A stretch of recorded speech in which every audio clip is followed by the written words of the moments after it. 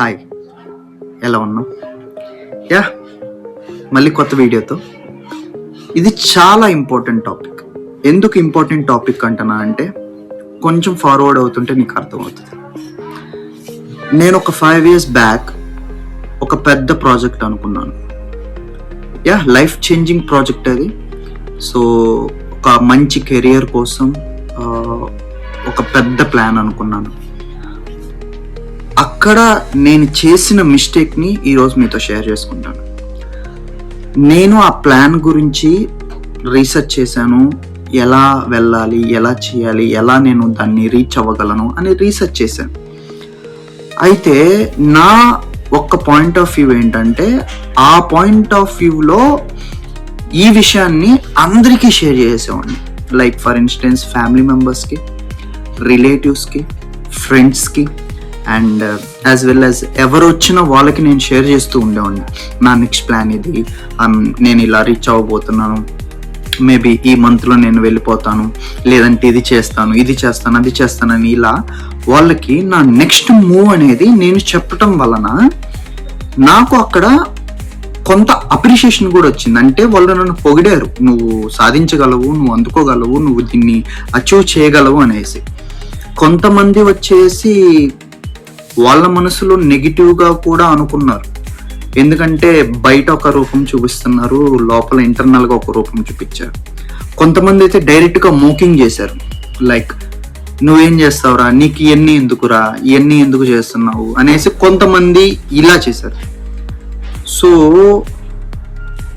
అలా ఆ మూమెంట్లో నాకు ఏమైందంటే, నేను నిజంగా ఇది అచీవ్ చేస్తాను అనుకున్న వ్యక్తిని ఆల్ ఆఫ్ ఎ సడన్ నాకు మైండ్ మొత్తం ఇక దాని మీద ఫోకస్ వెళ్ళటం మానేసింది. అంటే లిటిల్ బిట్ లో అవుతూ వస్తుంది, స్టెప్ బై స్టెప్ డౌన్వర్డ్స్లో వెళ్తా ఉంది. దాని తర్వాత నాకు అర్థమైంది ఏంటంటే, కన్సిస్టెన్సీ తప్పాను.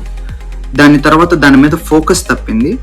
అయితే ఈ గ్యాప్లో ఎవరు మోకింగ్ నన్ను చేస్తున్నారు, ఎవరు నన్ను మాటలు అంటాం, నువ్వు చేయగలవా, నువ్వు దీన్ని సాధించగలవా అని చాలామంది మోకింగ్ చేశారు నన్ను. నేను చాలా ఇబ్బందిగా ఫీల్ అయ్యాను, ఇంటర్నల్గా చాలా ఇబ్బందిగా ఫీల్ అయ్యాను. ఎందుకు వీళ్ళు అంటున్నారు, సపోర్ట్ చేయట్లేదు అయినా కానీ. అప్పుడు మనసు నుండి ఒక సపోర్టింగ్ మాటలు వస్తాయి కదా, అప్పుడు మనసు ఏమందంటే, నువ్వు ఇది చెప్పకపోయి ఉంటుండే బాగుండు, సైలెంట్గా నీ పని ఏంటో నువ్వు చేసుకుంటూ ఉండుంటే చాలా బాగుండేది కదా అని ఇంటర్నల్గా హార్ట్ మాట్లాడటం మొదలుపెట్టింది. అప్పుడు నాకు అర్థమైంది, సో ఏదైనా ఒక విషయాన్ని ప్రైవేట్గా ఉంచుకోవాలండి. సో మేబీ ప్రజెంట్ ఉన్న సిచ్యువేషన్లో చాలామంది యంగ్స్టర్స్ అనేవాళ్ళు వాళ్ళ ప్లాన్స్ అందరికీ షేర్ చేస్తున్నారు. ఇది నేను చేస్తాను, దీనికి ప్రిపేర్ అవుతున్నాను, ఈ ఎగ్జామ్ రాస్తాను, ఈ ప్రాజెక్ట్లో వర్క్ చేస్తున్నాను, నా నెక్స్ట్ మూవ్ ఇది, నేను ఇలా చేయాలనుకుంటున్నాను, అండ్ నాకు ఇంత పెద్ద ప్లాన్ ఉంది, నేను దీన్ని ఇలా సాల్వ్ చేద్దాం అనుకుంటున్నాను. ఇలాంటి రకరకాల విషయాలన్నీ ఎదుటి వ్యక్తికి చెప్పటం వల్ల where is a good there will be a bad అంటారు కదా. ఎక్కడ నీకు సపోర్ట్ అందిద్దో అక్కడ ఫీడ్బ్యాక్ కూడా నెగిటివ్గా, లేదంటే నిన్ను వేరే దారిలో పంపించటానికి కూడా ప్రయత్నిస్తూ ఉంటారు. సో నా ఉద్దేశం ఏంటంటే, మన లైఫ్ అనేది ప్రైవేట్గా ఉండాలండి, చాలా ప్రైవేట్గా ఉండాలి. అంటే మన నెక్స్ట్ మూవ్ అనేది ఎవరికి తెలియకూడదు. నేను ఆ మూమెంట్లో రియలైజ్ అయింది ఏంటంటే, ఆ రోజు నేను షేర్ చేయకపోయిందంటే ఈరోజు నేను హ్యాపీగా నా అనుకున్న ప్లాన్స్ నేను ఎగ్జిక్యూట్ చేసేవాడిని కదా. ఈ మూమెంట్ నాకు నా మైండ్కి కనెక్షన్ ఎలా బాండింగ్ ఉందంటే, నా నెక్స్ట్ మూవ్ అనేది ఎవరికి షేర్ చేయకూడదు. Private life is a peaceful life. ఎవరికి నీ గురించి తెలియనప్పుడు నువ్వు ప్రశాంతమైన జీవితాన్ని you can lead.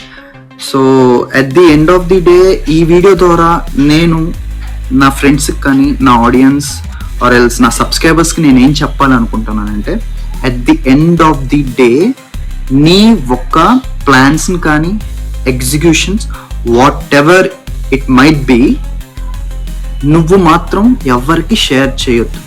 If it is mandatory, పక్కా ఇది షేర్ చేయాలి, చేస్తే నేను బెనిఫిట్ తీసుకోగలను అని అంటే మాత్రం పైన సమ్మరీని చెప్పండి, పూర్తిగా మీ ప్లాన్ని షేర్ చేయొద్దు. సిచ్యువేషన్ వచ్చేంత వరకు మీ ప్లాన్ని షేర్ చేయొద్దు. Yeah, hope you understand, and yeah, I'll catch you in the next video.